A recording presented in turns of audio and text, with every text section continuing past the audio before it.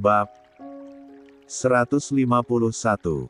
Lah, malah disuruh masuk, bisik Sally pada Diva yang ada di depannya. Ya, sahabat ajaibnya itu ikut serta melihat pertunjukan mesra Braga Naura. Sungguh, di mana ada Sally, di situ akan ada Diva. Cowok kalau gagal ngasah pedang pasti bawaannya marah, kan? Iya. Sally berisik, sih. Bisa ngamuk abang. Makanya mau masuk kamar orang itu intip dulu lagi ngapain. Kepotongkan adegan cucup-mencucupnya. Dih. Bahasa lo sumpah alay. Sesap menyesap bego. Bukannya sama ya. Sama sih. Tapi nggak elegan bahasa lo. Kampung. Dua perempuan yang berdiri di ambang pintu itu malah ribut sendiri, tidak tahu kalau lelaki yang sedang duduk bersandar di tempat tidurnya itu mengawasi mereka dengan tatapan tajamnya. Sally. Diva. Seru Braga. Masuk. Glek. Mampus. Ucap Sally di depan Diva dengan mata melebar. Kok mampus? Ucap Diva menanggapi. Kita disuruh masuk, Sally, bukan disuruh mampus. Gimana sih? Si bego. Diva malas melengos masuk lebih dulu melewati Sally. Sedangkan Sally, perempuan itu kembali memutar tubuhnya. Meringis menatap Braga. Nggak ganggu nih, Bang. Udah ganggu kamu, jawab Braga sinis. Adiknya itu memang tidak tahu situasi dan kondisi. Apalagi temannya yang berdiri di ujung ranjangnya itu. Berdiri polos seperti tidak terjadi apa-apa. Siapa lagi kalau bukan Diva? Kita ganggu dikit, Sally. Coba kalau diem-diem aja tadi ngintipnya. Sally melebarkan matanya menatap Diva, kemudian mau tidak mau melangkah maju dan berdiri di samping Naura yang masih duduk di sebelah suaminya. Cie. Bisik Sally menggoda sambil menyenggol lengan Naura dengan lengannya. Baikan nih yei.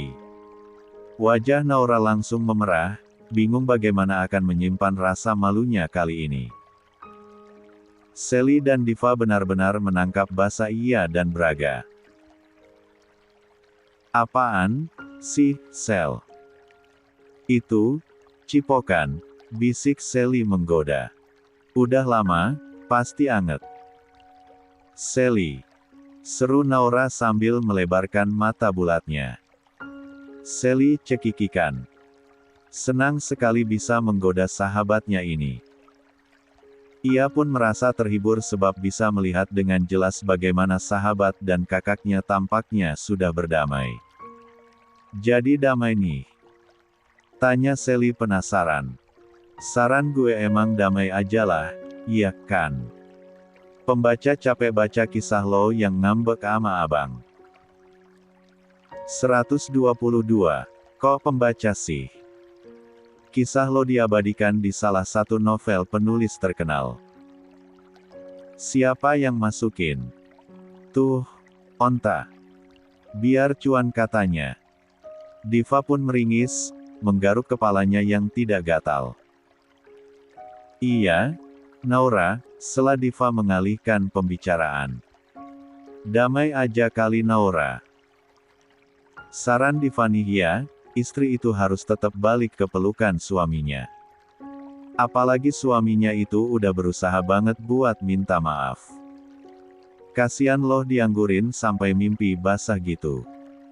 Sally pun melebarkan matanya. Menatap tajam ke arah Diva yang malah mengerjap-ngerjapkan matanya tidak mengerti. Astaga, Div. Seru Sally menatap Diva tidak percaya. Your lambe very nyamblak. Kan Sally tadi yang bilang, kalau Bang Braga udah lama nggak ngasah pedang. Anjir ini anak. Seru Sally kesal bukan main. Bisa terbuka rahasia satu negara olehnya. Kapan gue bilang gitu woi? Tadi barusan. Pas kita di depan pintu. 123. Sally, Diva, cukup. Tekan Braga menekan ucapannya. Dua perempuan itu malah membuat Braga semakin pusing saja. Mengganggu saja kehadiran mereka itu. Sekarang kasih tahu abang apa tujuan kalian tadi datang ke kamar ini. Sally yang geram pun melotot ke arah Diva yang malah menjulurkan lidah padanya. Bukannya menjawab pertanyaan Braga, mereka berdua malah sibuk saling ejek lewat ekspresi wajah. Lo nyebelin banget ya, Div. Seru Sally yang geram pada Diva. Besok-besok gue males ajakin lo kemana-mana. Lo bocor. Diva malah memutar bola matanya malas. Diva tuh nggak pernah ya, mau diajakin Sally kalau nggak terpaksa. Gimana lagi, namanya juga sahabat, Diva, kan harus selalu ada di samping Sally. Iyuk. Ya udah gue tobat nggak akan ajakin lo lagi dalam kegiatan apapun. Lo terlalu ya. Sally tuh yang ya. Awas aja kalau Sally minta-minta obat perangsang lagi sama Diva buat ML sama Dokter Yuda. Anjir. Ini anak. Malu dengan kepolosan mulut Diva, Sally pun menarik sahabatnya itu untuk keluar dari kamar sang kakak. Naura yang melihat kelakuan dua sahabatnya itu hanya tertawa. Tidak di sekolah, tidak di rumah, dua orang itu akan selalu berkelahi. Jangan ditarik-tarik kali Sally tangan Diva. Nanti lecet. Onta itu hidupnya di gurun, nggak bakalan lecet. Duduknya aja di pasir panas. Sally tuh yang onta. Elo. Sally. Elo. Sel. Kata-kata Diva menggantung di udara ketika Braga mulai berteriak pada mereka berdua. Mampus, kan? Bisik Sally saat mendengar teriakan sang abang. Kayaknya Bang Braga marah deh, Sel. Dari tadi bego. Lagian berisik banget jadi orang. Braga yang semakin geram pun kembali berseru. Diva, Sally. Dua perempuan muda itu kontan mengarahkan tatapannya pada Braga. Menatap lelaki itu takut-takut. Kalau masih mau berdebat di luar aja. Kayaknya kalian berdua udah lupa apa tujuan utama kalian ke sini. Enggak, Bang. Enggak lupa, seru Sally langsung menyambar perkataan Braga. Tadi itu disuruh tanya sama yang lain, jadinya kita pulang ke kotanya sekarang atau besok. Biar nggak kemalaman. Abang kira-kira kuat nggak nyetirnya? Atau kalau nggak kuat pun biar Sally aja yang bawa mobil, abang rebahan aja di belakang. 124. Braga berdecak. Tentu saja tidak mengindahkan saran sang adik. Dia adalah laki-laki. Mana mungkin membiarkan adiknya membawa mobil sendiri. Besok abang pulang, besok abang nyusul. Kalian bisa duluan aja. Oh, gitu. Oke, ya udah, biar Sally bilang dulu ke Kak Yuda sama yang lain. Sally pun langsung menarik tangan Diva dari kamar Braga. Membawa teman pengacaunya itu pergi bersamanya. Tapi dengan protesan yang menyeletuk tentu saja. Katanya nggak mau ngajakin Diva lagi. Terus ngapain Sally tarik-tarik tangan Diva nih? Ini termasuk ngajak loh namanya, Sel. Sally memutar bola matanya malas. Gue bukan ngajakin lo. Gue cuma mau mengamanan Bang Braga sama Naura dari gangguan makhluk nyata. Tidak lama kemudian Sally dan Diva pun akhirnya menghilang dari balik pintu. Kejadian tidak terduga terjadi, Sally mengunci pintu dari luar, kemudian melemparkan anak kunci tersebut melewati ventilasi udara sampai benda itu bergemerincing di lantai.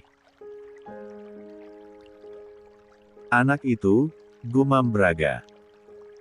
Naura pun langsung berinisiatif untuk beranjak dari duduknya dan mengambil kunci tersebut dan kembali duduk di samping Braga. Ada yang Mas butuhin lagi enggak? Braga menggeleng. Enggak, sayang. Efek obatnya kayaknya udah mulai kerja. Mas malah ngantuk sekarang.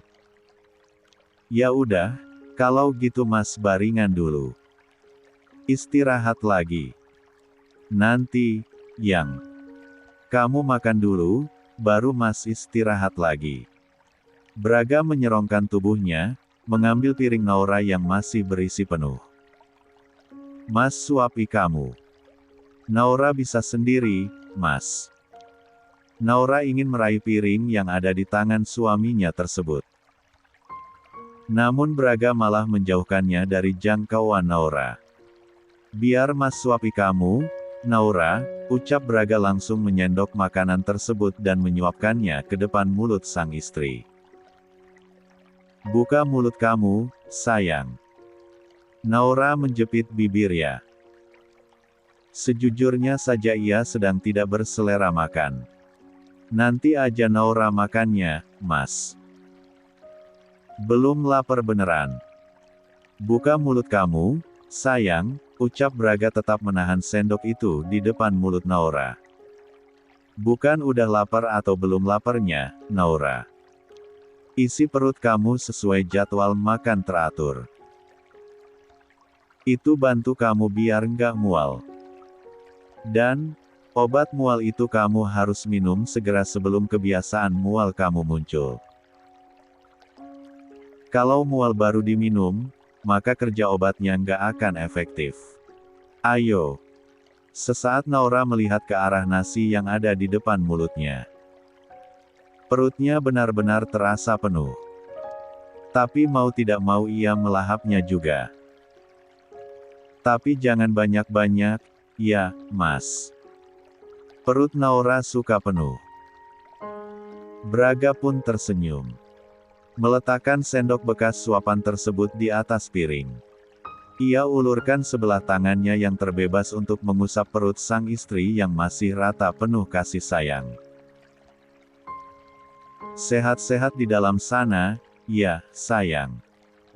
Papa akan awasi mama kalian biar makan cukup supaya kalian semua tumbuh sehat. Kunyahan makanan itu memelan. Naura pandangi sang suami yang tampak antusias dengan anak-anak mereka yang masih tumbuh di rahimnya. Entah kenapa ada perasaan luah yang tidak bisa dia jelaskan. Bahagia saja rasanya. Usai membelai perut istrinya, Braga kembali fokus menyuapi Naura sampai akhirnya berhasil membuat gadisnya itu menghabiskan isi piringnya. Setelahnya, tidak lupa ia raih semua obat Naura yang tadi Niar letakkan di atas nakas dan membuka dari kemasannya. 125. 4 jenis obat sekaligus lelaki itu berikan pada sang istri. Satu-satu aja kalau kamu nggak bisa langsung telan semuanya. Naura pun langsung mengambil keempat obat itu dan menelannya sekaligus. Cepat-cepat Braga menyodorkan segelas air putih untuk sang istri. Minumnya, Yang. Habisin kalau bisa. Naura menurut. Lagi pula entah kenapa tenggorokannya juga sangat kering. Udah, Mas. Kalau gitu Naura keluar dulu, ya. Taruh ini piring-piring kotor ke belakang. Biar aja, sayang. Nanti ada mbok yang beresin. Braga kembali menggenggam tangan sang istri dan mengusapnya lembut. Kamu mau pulang duluan bareng yang lain. Bareng Sally sama Diva. Sejenak Naura terdiam. Ia tidak memberikan jawaban atas pertanyaan suaminya ini. Ia ragu. Kalau kamu mau duluan gak apa-apa, Mas besok nyusul. Bagaimana bisa ia pergi sementara suaminya sedang sakit seperti ini? Enggak, Mas. Naura sama Mas Braga aja. Nanti sekolah bisa daring.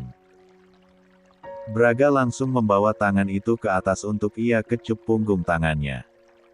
Kamu nggak perlu khawatirin Mas. Mas cuma butuh istirahat sebentar lagi sampai semua obat ini bekerja. Besok pasti udah fit lagi. Sejenak Naura pandangi sepasang mata tajam suami yang tampak sayu.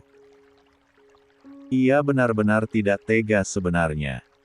Terlebih saat mendengar ucapan Diva tentang mimpi basah. Benarkah itu?